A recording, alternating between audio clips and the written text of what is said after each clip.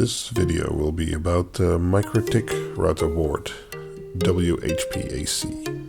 It's a newly introduced access point style router board which has two dual concurrent radios at 2.4 and 5 GHz AC.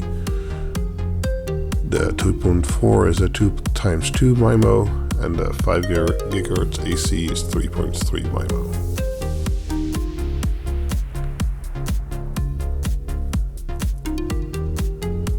Okay, let's take the box and unpack it. I have the international EU version, and those router board naming schemes are getting more complicated by the day. As always, there's a few pieces of paper how to get started.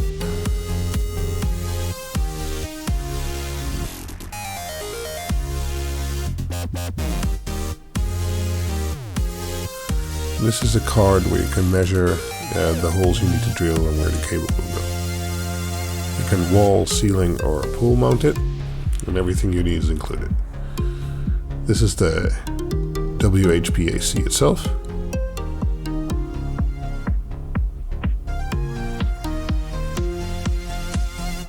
And the included adapter. It's a 24 volt, 0.8 amps.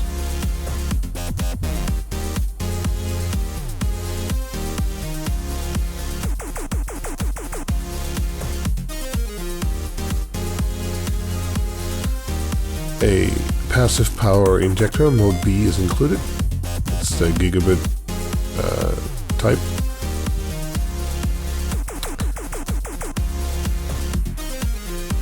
A security unlock, a mounting plate, some zip ties to mount it on a pole, and the mounting bracket which you can attach in the back.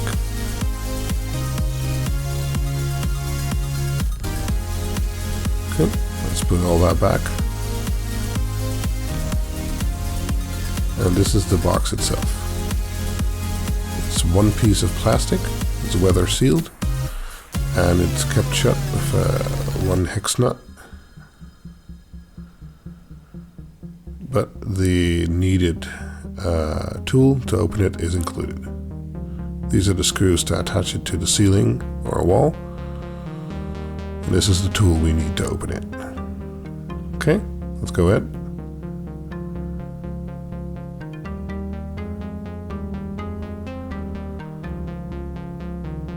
It opens easily, and the bolt or nut, or however you want to call it, stays inside of the cap, so you can't lose it.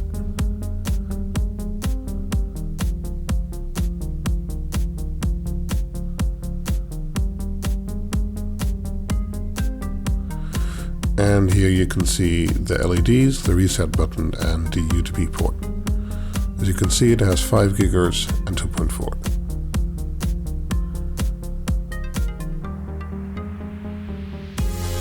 It's a nice size box and it feels very sturdy. Okay, let's see if we can get it open.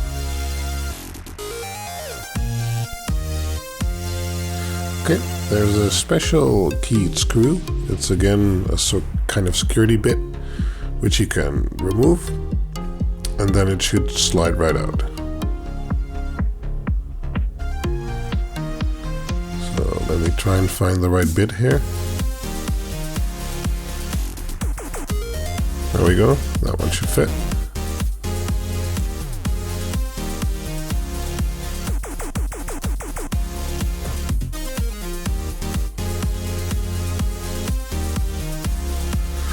And once that's out, you should be able to just slide the board out with a pair of pliers.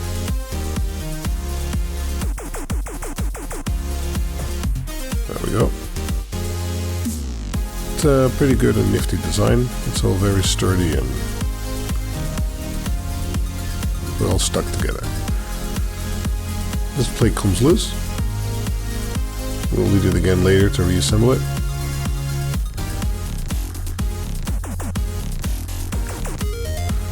And this is the tiny little board that's in the wAP itself.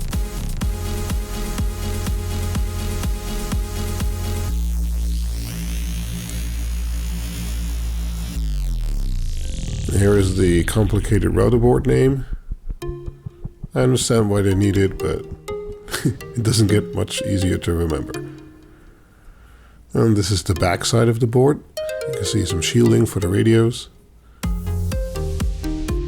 And the Qualcomm processor SoC, which is running everything. Here is an RX pin and a 3.3 volts. And here's the TX and the ground pin if you wish to hook up serial.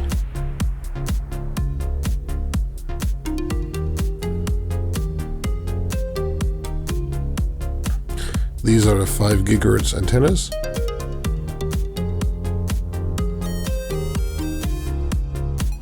And these are the 2.4 GHz antennas. And of course the Ethernet slot.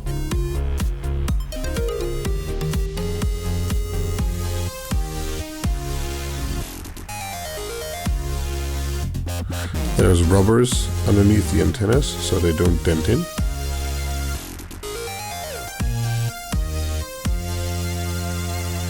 And here are some more board connections which you can solder on.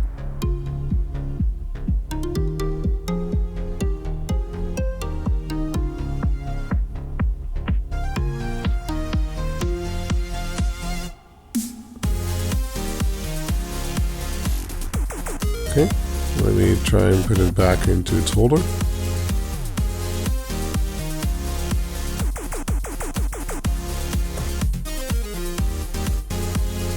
Takes a bit of force, but then it snaps in and it's holds securely.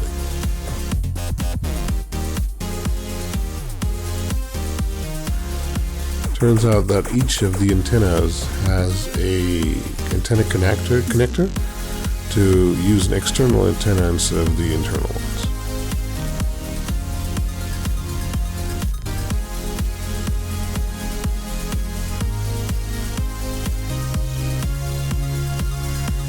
Let's put it back in its housing. There we go, perfect fit. Let's put the screw back in.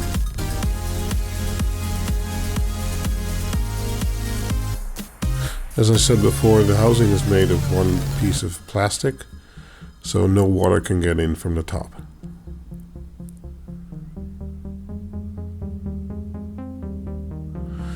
Okay, let's hook it up and see what happens. This version of the wAP actually accepts passive and active PoE, and this is actually hooked up to an active PoE switch. As you can see, it powers right up, and it does its initial boot. Let's see if wireless comes online. Note that there is no barrel jack to feed power into the wAP without using PoE. Okay, let's try and go into Capsman mode.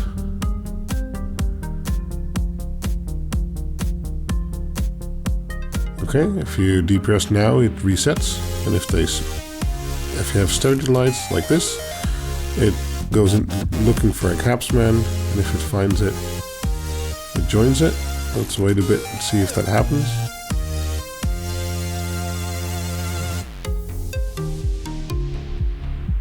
There we go. And 2.4 GHz comes online. Okay. Next I'll show you how it looks when it's shut and the UTP cable is in.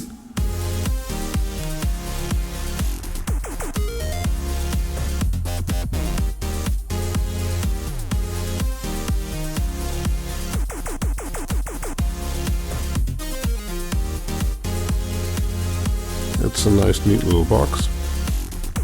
You can close it up and it should be pretty weathertight when mounted correctly.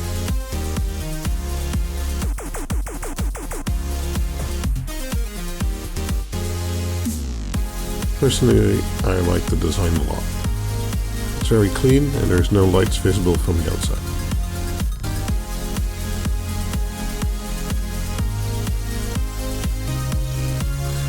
Okay, it's back open again, and this little plate you can knock out if you wish to ceiling mount it and also hide the cable.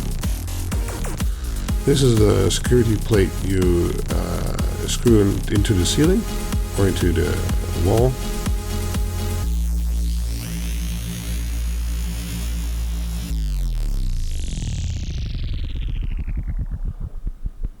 And let's see how the bracket attaches to the wAP AC itself.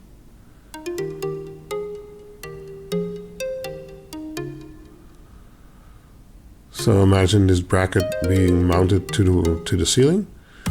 And you can slide the wAP AC in it, and then there's a screw in the inside where you can lock the bracket in place.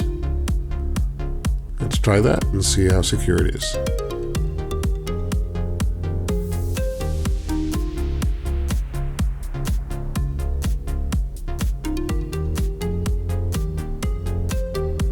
The needed screw is included in the pack.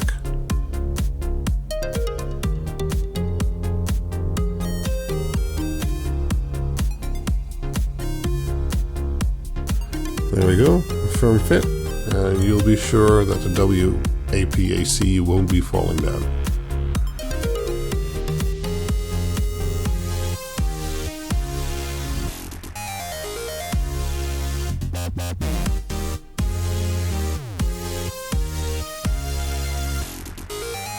Okay, let's close it up again. And this is how it will look on the ceiling. And you could even hide the cable if you wanted.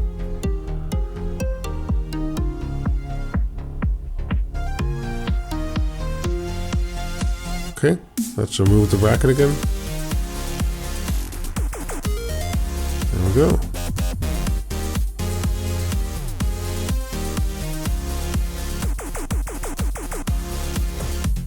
If you wish to mount it to a ceiling plate, this is how you would do it.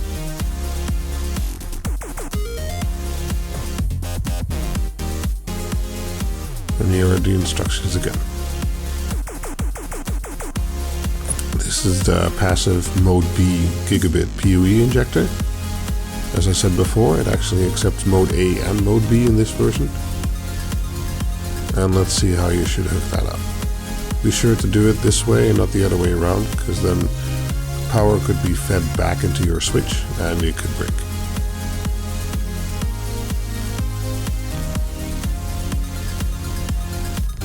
Okay, so we hook up the UTP cable into the router board, and the short lead goes into your switch, which is also where you feed the power.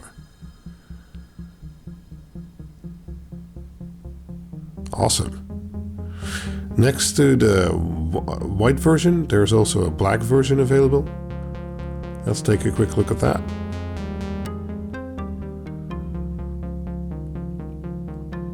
It's overall the same design, except that it's black instead of white. It has a different product code. Notice the -BE on the end. I guess it stands for Black Edition.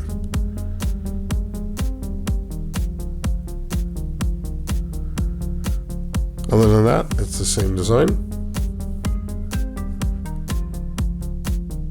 Okay, let's put it back, and that's the end of this video.